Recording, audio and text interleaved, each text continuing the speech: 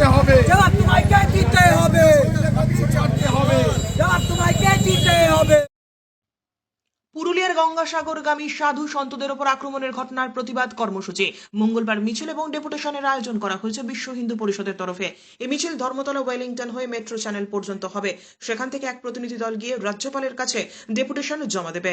মমতার উপর চাপ তৈরি করতে এই কর্মসূচি নিয়েছে বিশ্ব হিন্দু পরিষদ। তবে রাজ্য সরকার জানিয়েছে বিশ্ব হিন্দু পরিষদের কর্মসূচি রাজনৈতিক, রাজ্যের নাম বদনাম করতেই এই কর্মসূচি নেওয়া হয়েছে।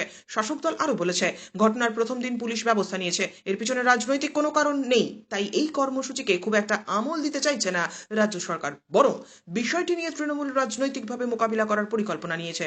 এখন দেখার এই ঘটনার কিভাবে কারা রাজনৈতিক ফায়দা তুলতে পারে।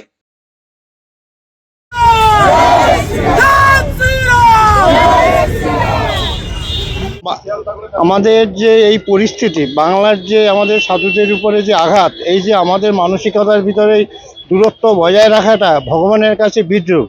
আজকের অধর্মতে আমাদের রাজ্যে ভরে গেছে, সেই স্বধর্মকে আনার জন্য ভগবান শ্রীকৃষ্ণ এই অনেক পথ দেখিয়েছিল। আমাদের গীতার উপরে অনেক কিছু আলোক্য করা হয়েছে, কিন্তু আজ মানসিক থেকে আমরা সেইভাবে ধর্মকে জাগাতে পারি না।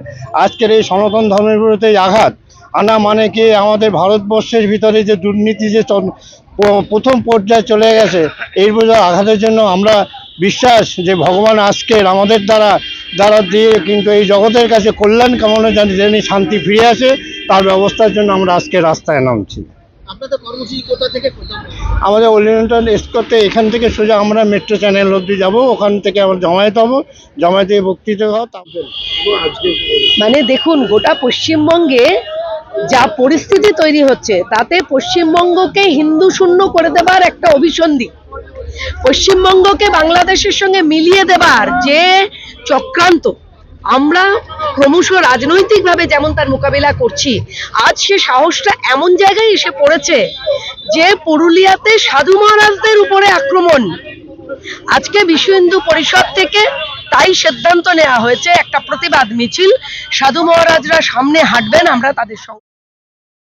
ব্যুরো রিপোর্ট, উত্তরের প্রহরী।